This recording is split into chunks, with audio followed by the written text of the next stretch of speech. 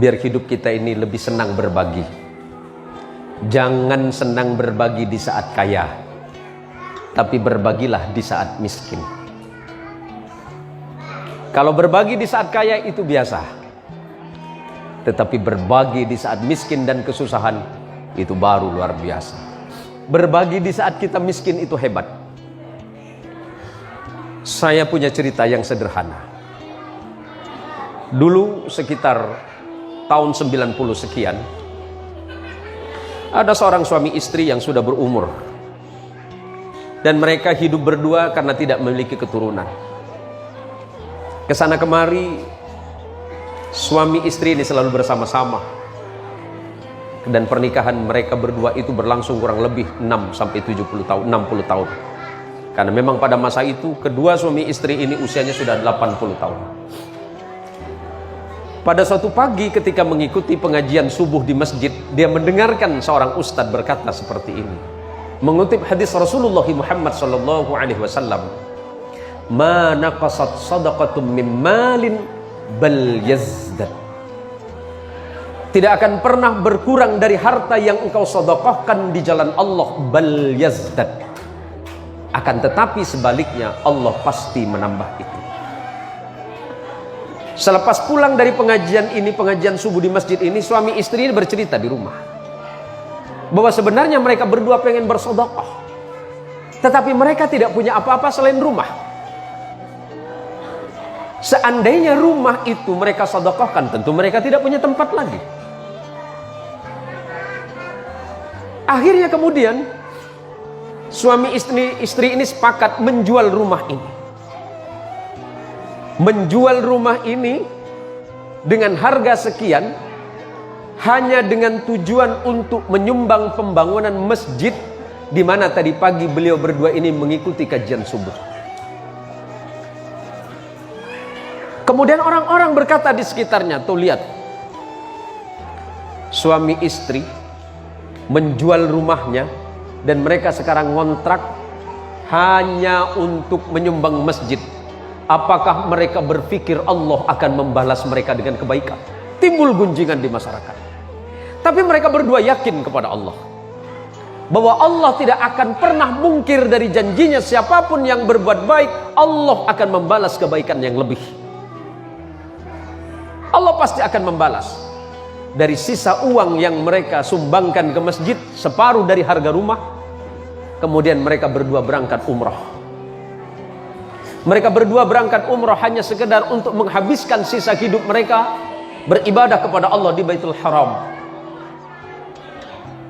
Singkat cerita, setelah mereka selesai melaksanakan ibadah umrah,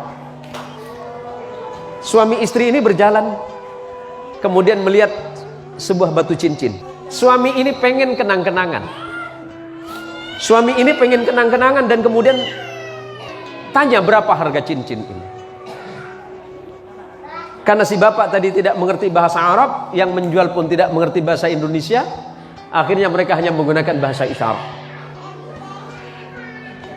Akhirnya si penjual tadi menyebutnya harga 5.000 rial. 5.000 rial, Allah, kurang lebih mungkin sekitar 17 sampai 18 juta. Mungkin kurang lebih.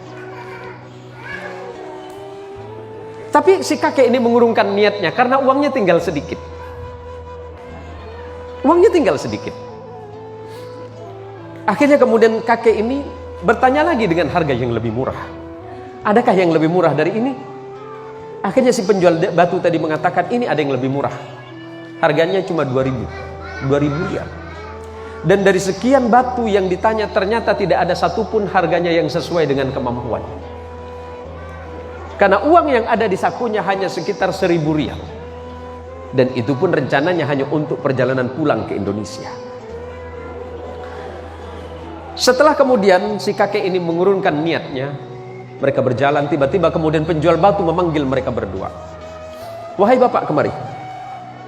Apakah bapak memang betul-betul serius pengen memiliki batu cincin ini? Si kakek ini kemudian menjawab, iya. Berapa uang bapak? Uang saya tidak banyak, uang saya tinggal 1.000 rial. Itu pun akan saya bawa pulang ke Indonesia. Khawatir di perjalanan saya kekurangan. kekurangan bekal. Akhirnya atas izin Allah kemudian si penjual batu ini kemudian mengambil tangan si bapak dan berkata, "Bapak, ini ada batu cincin, siapa tahu cocok untuk bapak, dan sebagai kenang-kenangan bapak tidak usah bayar dengan saya. Tidak usah bayar. Ini sebagai hadiah saya dari saya saja." Akhirnya si bapak ini kemudian mengambil cincin ini dan kemudian memasukkan ke dalam sakunya dan tidak memakainya. Singkat cerita, setelah sampai di Indonesia, setelah mereka berada di Indonesia kembali ke rumah kontrakan, akhirnya dia bercerita sama istrinya bahwa hari itu dia tidak punya uang. Habis sudah uangnya. Habis seluruh uangnya. Dia dermakan di jalan Allah. Separuhnya sebelum berangkat umrah dia sumbangkan ke masjid. Kemudian setelah itu berangkat umrah dan sisanya sudah tidak ada. Tentu sebagai seorang perempuan di mana-mana pasti selalu merasa cemas, khawatir, bahkan takut tentang rezeki. Jadi kalau ibu-ibu merasa khawatir, cemas dan takut tentang rezeki, itu bukan cuma ibu, hampir seluruh perempuan di dunia. Selalu cemas, khawatir, was-was, bahkan takut akan kekurangan. Akhirnya si kakek ini berkata kepada istrinya bahwa dia akan ke pasar. "Saya akan ke pasar, siapa tahu batu yang kemarin kita dikasih hadiah di Mekah, yang dikasih hadiah waktu di Saudi, siapa tahu bisa laku. Karena itu tinggal satu-satunya."